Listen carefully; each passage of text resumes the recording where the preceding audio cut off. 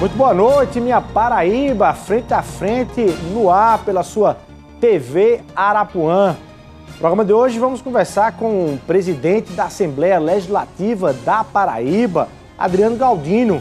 Ele que foi o deputado reeleito mais votado da Paraíba, está pronto para reassumir o mandato, mas não está parado, porque já está pensando aí numa outra disputa pós dia 2 de outubro. Eu estou falando da disputa pela presidência do Poder Legislativo aqui na Paraíba. Vamos conversar sobre esses e outros assuntos com Adriano Galdino a partir de agora, no Frente a Frente.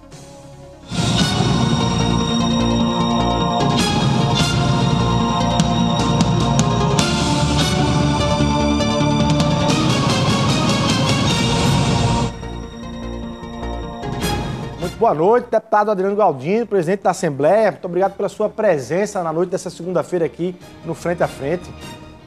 Boa noite, Luiz Torres. É um prazer estar dialogando com você, com todos os seus telespectadores, a todos que fazem o Sistema Arapuã. Meu boa noite. É um prazer estar dialogando com você. Estou à vontade. Pode.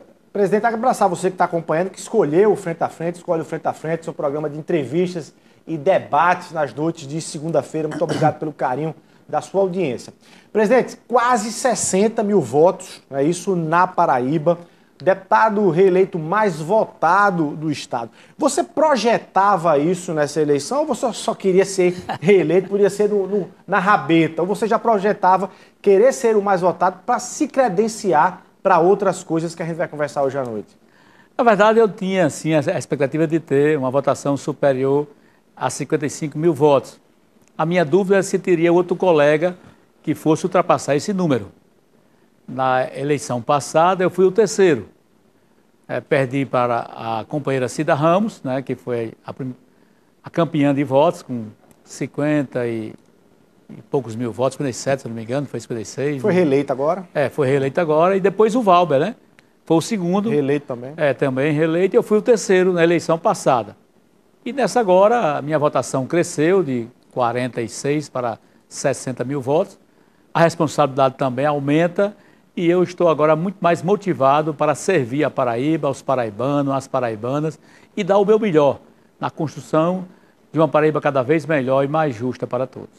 Bom, além da sua campanha, você naturalmente aí ajudou, trabalhou e participou das outras campanhas do deputado federal eleito Murilo Galdino, seu irmão, do governador João Azevedo. É claro que quando passa uma campanha que ganha, não tem mais negócio de analisar erro nem acerto. Quando uma campanha que ganha é toda certa, né? Ela é toda acertada. Mas avaliando um pouco dos bastidores dessa campanha de 2022, presidente, tem alguns pontos ali que a gente gostaria de que fossem revelados aí para a história da Paraíba. Por exemplo, nessa campanha, nessa pré-campanha, você entrou como nome cotado a vice-governador. Você poderia estar hoje aqui sentado como vice-governador eleito da Paraíba. O que foi que houve lá atrás, de certa forma, o desenho, de certa forma, você hoje agradece que o desenho tenha sido esse? Qual foi a jornada que gerou e tirou Adriano Galdino ali? De forma muito objetiva, o Republicanos, quando não quis o apoio a Aguinaldo Ribeiro, senador, perdeu aquela vaga na chapa de João? Pois é. Nós tínhamos uma pretensão, né, o Republicano tinha a pretensão de indicar o candidato a vice na chapa do governador João Azevedo. Todavia, lá atrás, quando o Efraim fazia parte da base do governador João, nós firmamos um acordo político com ele para que ele pudesse ser o nosso candidato a senador. Quando a gente fez o acordo político com o senador Efraim, ele estava na base do governador João. E fizemos esse acordo com ele. Por que vocês fizeram antes do governador escolher esse acordo? Ora, primeiro eu percebi que havia uma tendência, uma preferência, a palavra é essa, do governador para com a candidatura de Aguinaldo. Então eu comecei a dialogar com Aguinaldo no sentido de apoiar Aguinaldo para senador. Mas as conversas, as tratativas não avançaram.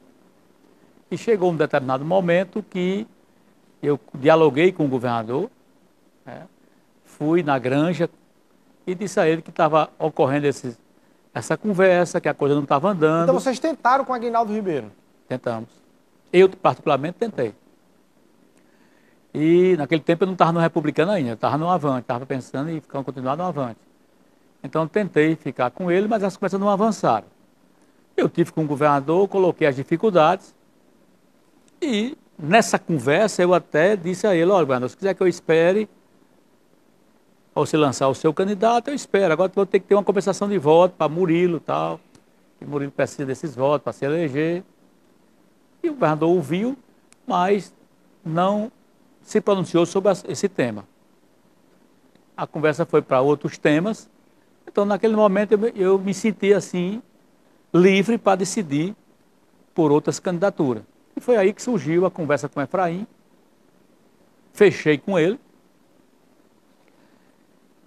e nesse fechamento o Efraim dialogou com 5 prefeitos que o apoiavam, né, para que ele pudesse fechar com o Murilo.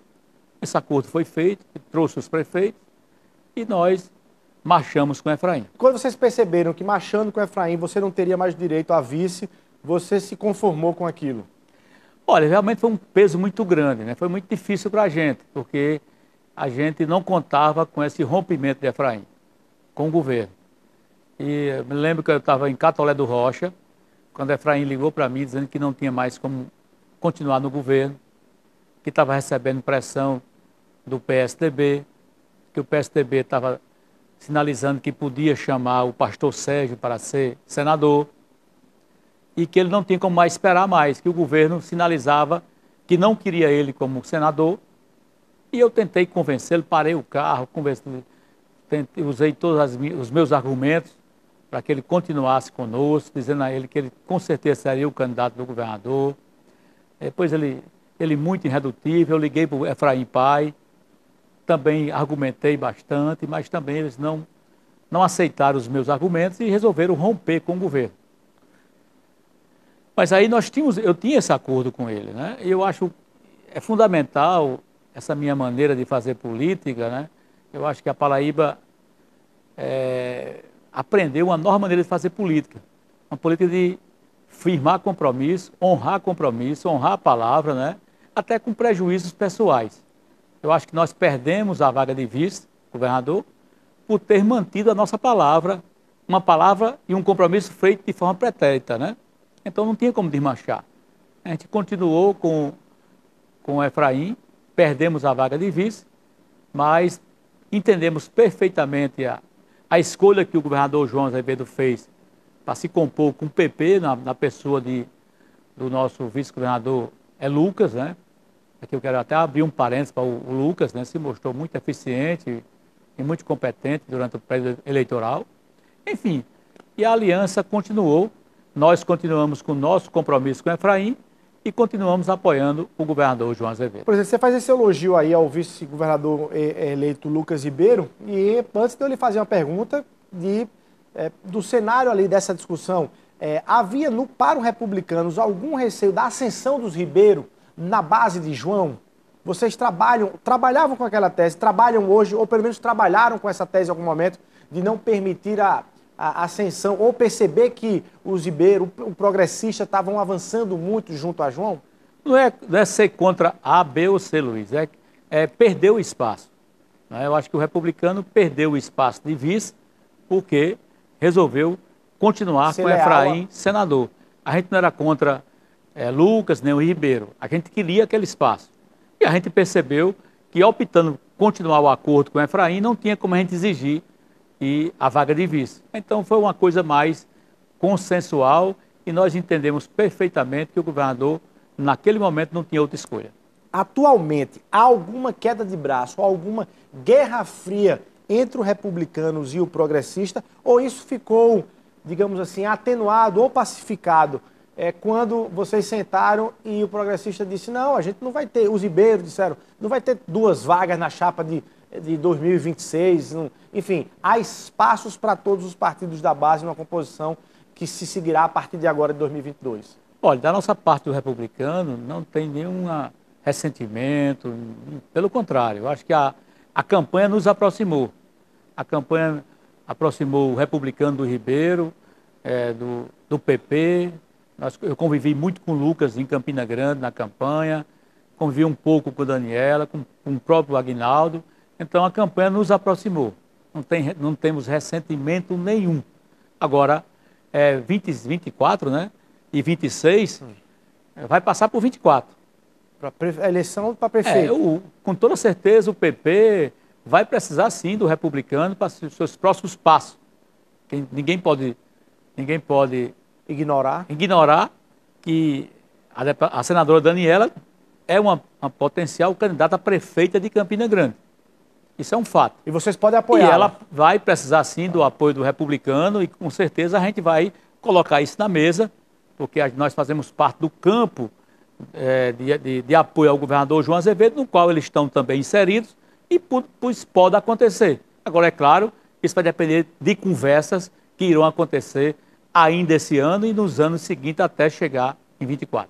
Bom, presidente, pegando esse gancho aí que você falou de Campina Grande de 2024 especificamente, a análise que a gente faz da eleição de 2022 mostra que há um vácuo criado em Campina Grande para a oposição lá em Campina, depois que o veneziano foi para os Cunha Lima. Vocês têm como preencher esse espaço, e esse espaço pode ser preenchido dentro dessa unidade em favor de uma candidatura lá em Campina? Com toda certeza, né?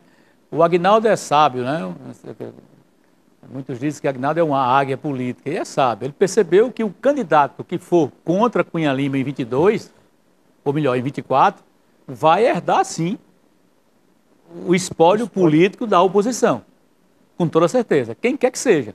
Se for Adriano, se for Daniela, se for Hugo Mota, ou se for Wilson Filho, ou se for Inácio Falcão, qualquer um que for o candidato das oposições em Campina Grande, vai herdar o espólio político que até então era do senador veneziano Vital do Rego. Então, quem não quer herdar esse espólio político? Que é considerável. O espólio político do senador veneziano é muito grande. O veneziano sempre foi um político que soube fazer amigos, né? E convive com Campina Grande, conhece Campina Grande. Então, todo aquele político que for candidato contra os Cunha Lima e Campina vai herdar esse espólio político de Campina Grande que pertencia ao senador veneziano Vital do Rego, que agora vai para aquele candidato que for fazer frente ao grupo Cunha Lima. O senador veneziano errou, na sua visão, nesse segundo turno? Você esperava, particularmente, que ele ia para Pedro Cunha Lima? Olha, isso é uma conjuntura que precisa ser analisada em todos os aspectos, né? O senador veneziano passou por algumas dificuldades na convivência dentro do governo.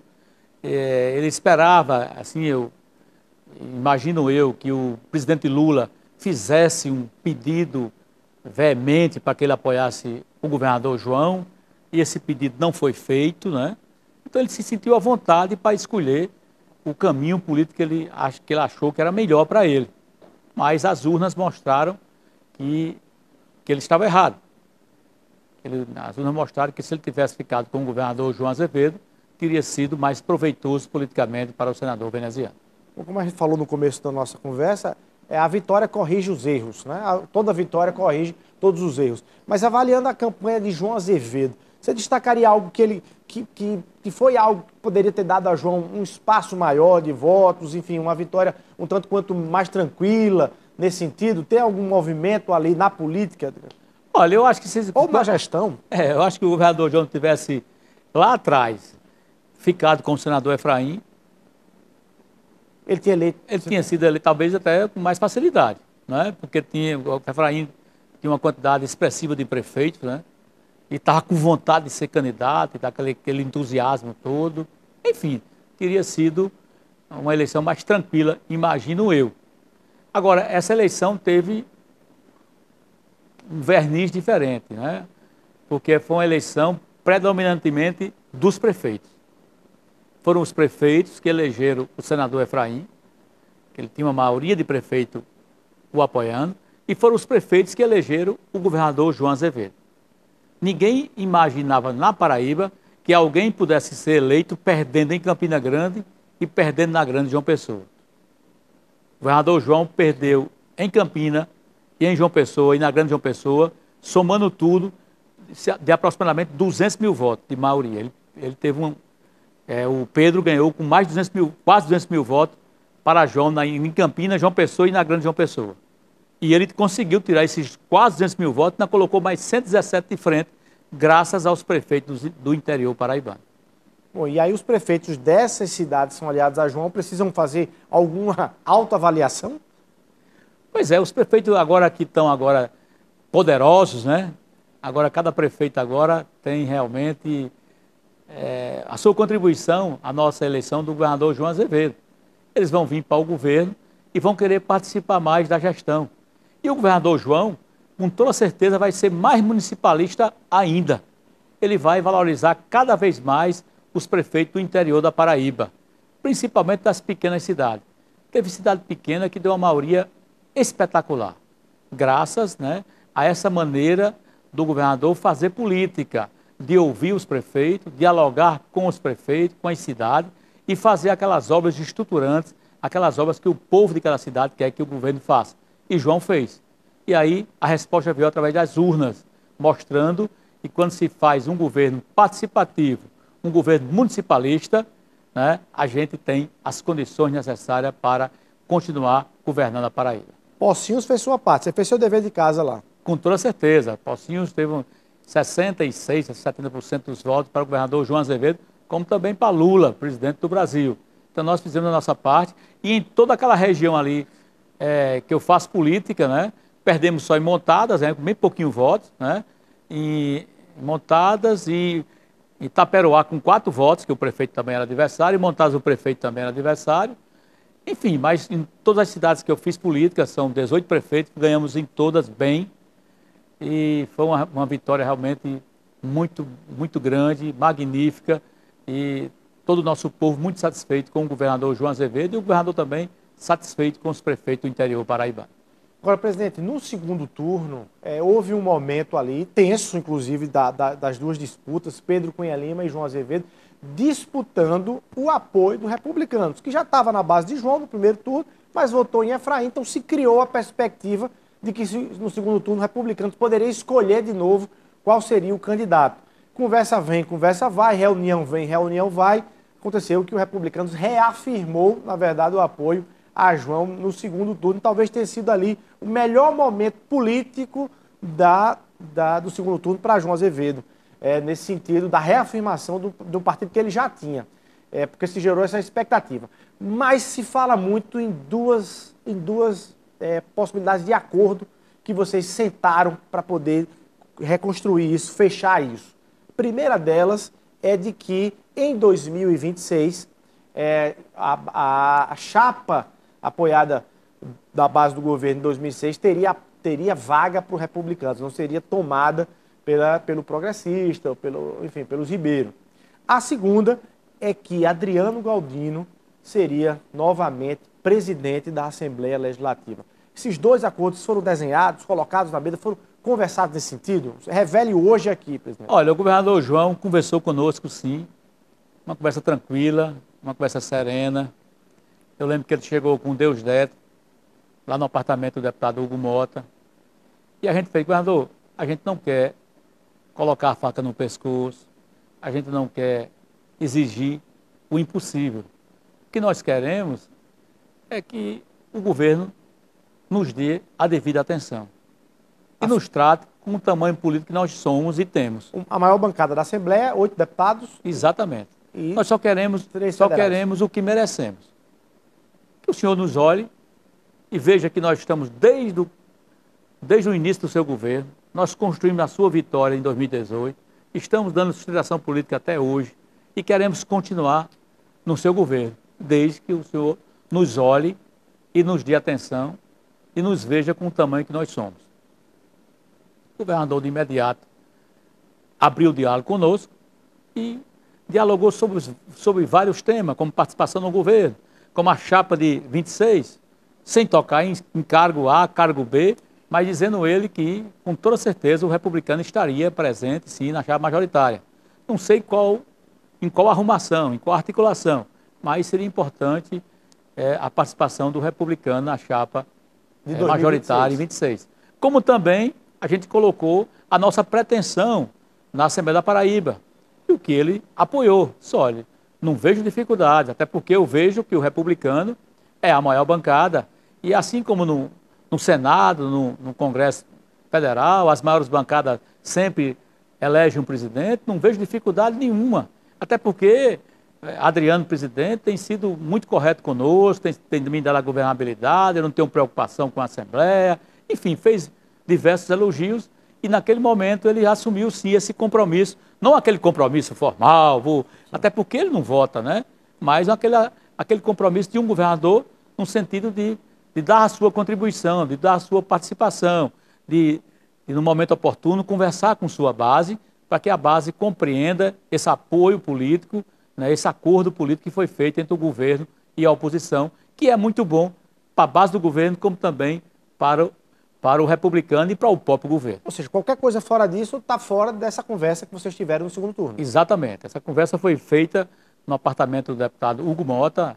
Presente estava o deputado Murilo Galdino, o deputado Wilson Santiago, o deputado Wilson Filho, o deputado Hugo Mota e o secretário Deusdete Queiroga também. Presidente, e você tem credenciais para mostrar, João, que ao longo do seu mandato como presidente, o governo dele viveu, você usou muito isso no discurso, viveu uma certa estabilidade ou paz do ponto de vista da aprovação dos projetos. É esse compromisso que você reafirma com o governador? Olha, eu, enquanto presidente, sou aquele presidente que sou correto, sou leal, mas não sou submisso.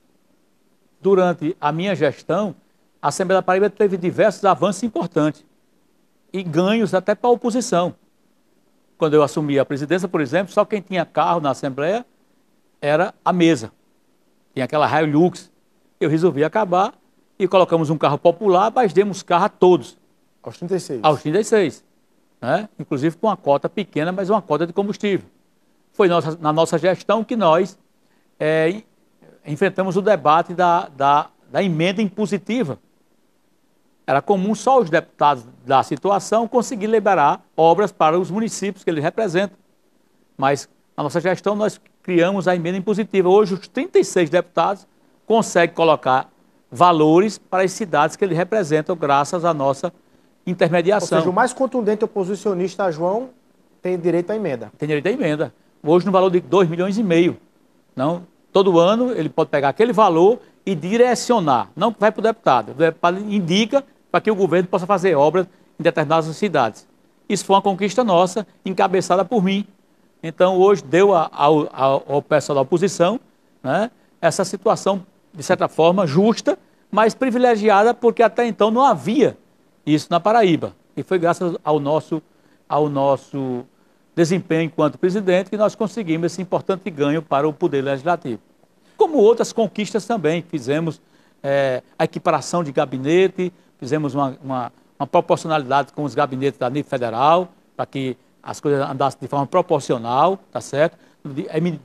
Evitar aquela disparidade, um gabinete alto, outro pequeno. Fizemos uma proporcionalidade que realmente atendeu também aqueles deputados mais da oposição que se sentiram agora tratados de uma maneira mais justa. E para o governo, presidente, para o governo entender que Adriano Galdino na presidência da Assembleia é um sinal de estabilidade na relação institucional e de paz para os projetos que o governo quer que sejam aprovados? Pois é muito tranquilo, é só olhar o passado. Eu não sou promessa, eu sou passado também. Enquanto eu estou na presidência, né, eu trato as coisas do governo com muita tranquilidade, com muita democracia, com muita firmeza, com muita determinação, porque eu entendo que o governo João Azevedo só tem procurado fazer o bem à Paraíba.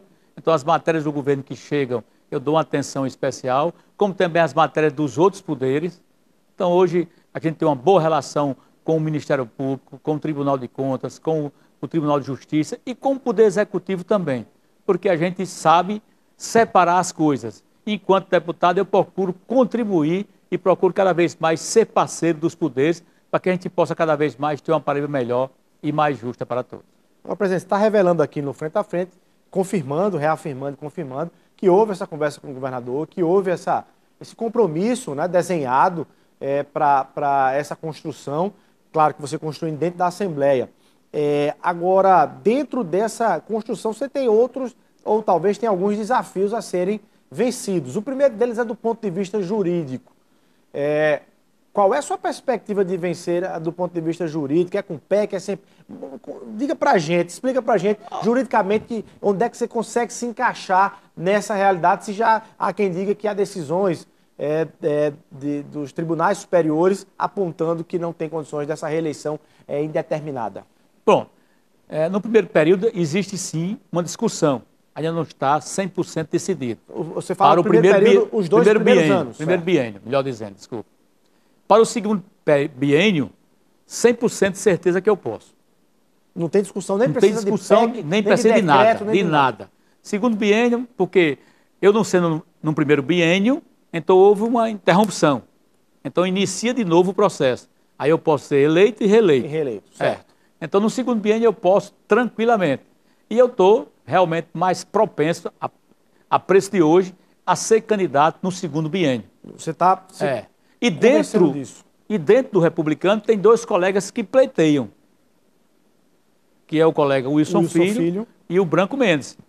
Tá certo? E aí? E que também faz parte da base do governo, que está também dentro da base do governo, que pleiteia ser indicado dentro do governo, tem também o colega Tião Gomes, né? Então, essas são as candidaturas do republicano, que estão na base do governo, que estão... E tem um campo da oposição, né, que está tentando formar com alguns companheiros da oposição, a candidatura do Eduardo... Carneiro. Não, Eduardo Brito. Eduardo Carneiro, não? Eduardo Carneiro. Mas o Eduardo Carneiro, o deputado Eduardo Carneiro, fora, na Solidariedade, mas ele não é da base, né? Pois é, mas ele está se compondo com alguns companheiros da oposição, não todos, mas ele está mais preocupado em se compor com alguns companheiros da oposição. Mas não todos, porque alguns da oposição também estão marchando conosco. Ô, presidente, mas para o senhor garantir seu segundo biênio com uma certa de estabilidade e tranquilidade, você precisa acertar no primeiro biênio. Alguém que respeite o seu segundo momento. E aí? Adriano Galdino vai de quem nesse primeiro biênio? Qual é o seu nome que você está trabalhando para essa construção? Nós vamos conversar com todos e buscar o consenso. Eu já conversei com o Wilson Filho hoje. É muito nome, Eu conversei com o Branco hoje, ontem. Conversei por telefone com o Tião. E coloquei a todos eles, olha pessoal, a gente precisa estar unido. A gente não pode se dividir. Cada um de vocês tem todo o direito de caminhar, mas chega um momento que cada um tem que olhar, bom, o que é que eu tenho? Aonde é que eu chego? Eu chego? Eu consigo o objetivo? Então cada um tem que fazer um feedback, tem que fazer uma autoanálise, e se realmente não ter as condições e as ferramentas necessárias, cada um tem que ter a humildade para se compor com o outro, para que a gente não possa, como disse você, correr o risco de perder no primeiro biênio. Qual desses nomes que você citou aí você confia mais, presidente? Todos eles. De forma igual? Todos eles são amigos, são companheiros da Assembleia, todos eles são pessoas da melhor qualidade. Então, com essa fala, com essa régua medida de forma igual, o nome que der, o senhor está contemplado, você tem contemplado. Só quer a unidade para não ter um racha. Exatamente. E atrapalha o segundo biênio. Exatamente. Então você está dizendo aqui que no frente a frente, que não vai entrar com um negócio de justiça, não vai mais discutir isso juridicamente, porque numa composição de segundo biênio não tem discussão jurídica. Não tem discussão nenhuma. 100% de certeza eu posso ser candidato no segundo biênio. Já conversou mais com o governador sobre isso? Está conversando com a Não, base? com o governador não. Essa fala minha agora, estou dando exclusiva para você aqui. O governador está viajando, está chegando no dia 16, 17. Na volta do governador eu vou conversar com ele sobre esse tema e sobre outros temas também, para a gente avançar nesse compromisso do governo com o republicano, para a gente chegar à Assembleia das Pessoas e poder contribuir com uma Paraíba cada vez melhor e mais justa para todos. Agora, só ter consciência que esses nomes todos, se eles entrarem numa guerra muito ferrenha, acaba criando ali uma desunião que pode dificultar. Qual é a mágica, qual é a regra, qual é o critério que o senhor está dizendo a todos eles para dizer, olha, vamos por aqui? Primeiro é o diálogo, né? E a compreensão e a humildade. Cada um tem o direito de disputar, todo mundo quer ser presidente da Assembleia, isso aí é fato e é verdade.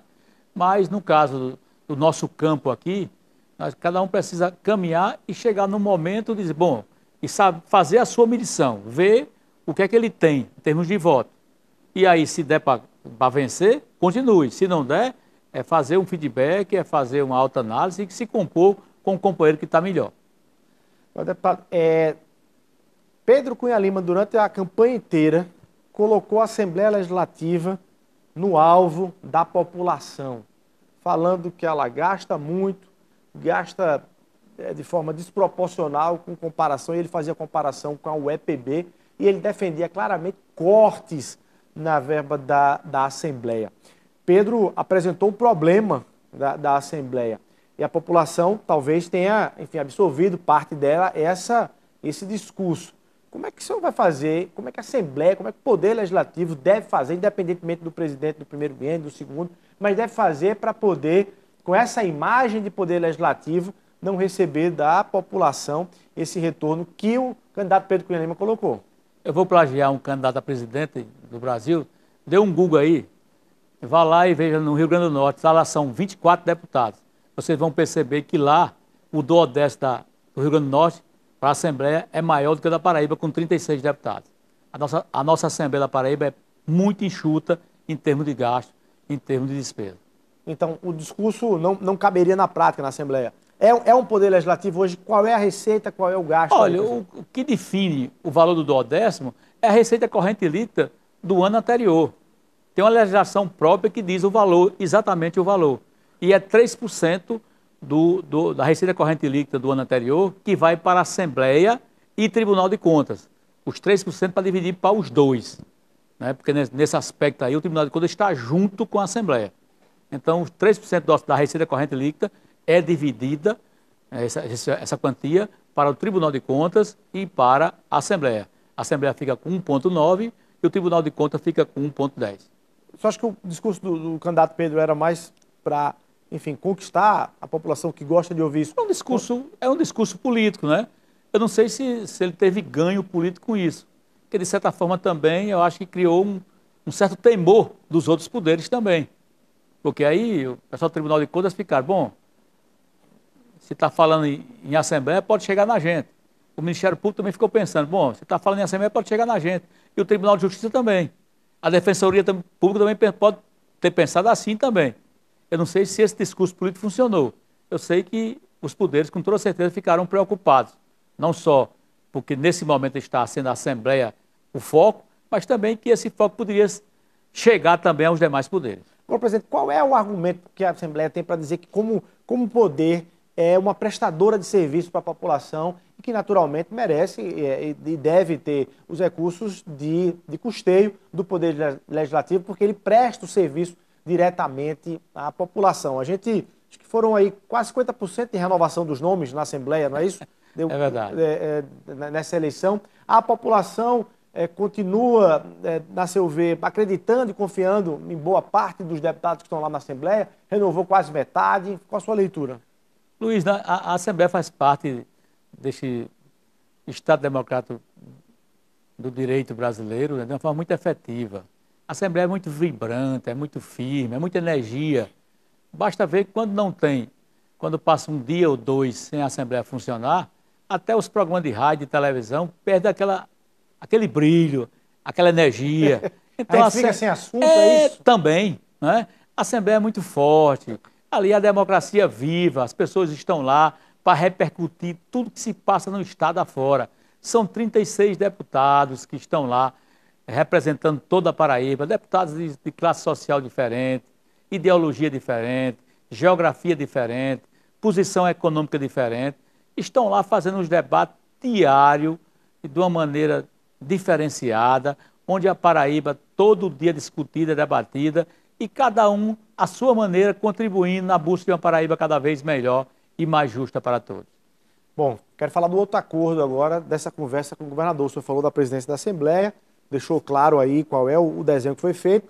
E para 2026, o republicano sentou dizendo, o senhor também garantiu, disse, olha, o governador falou que o republicano terá sim, né, uma discussão, uma cadeira, um assento nessa discussão da composição de chapa para 2026. Qual é o desenho que Adriano Galdino, que é eleitor político, analisa o quadro político, qual é o desenho melhor que o senhor entende para essa base e esse projeto do governador João Azevedo? É ele deixar Lucas assumir, lançar 2 candidatos ao Senado, ou João permanecer no governo, terminar o governo, lançar outro candidato ao governo? Adriano Galdino é um nome a se pensar nessa disputa ao governo se João Azevedo não sair? Você vai revelar tudo isso daqui a pouquinho. Pense aí, um minutinho, vai rapidinho para o intervalo comercial e volta com as revelações do presidente da Assembleia, Adriano Galdino, aqui no Frente a Frente.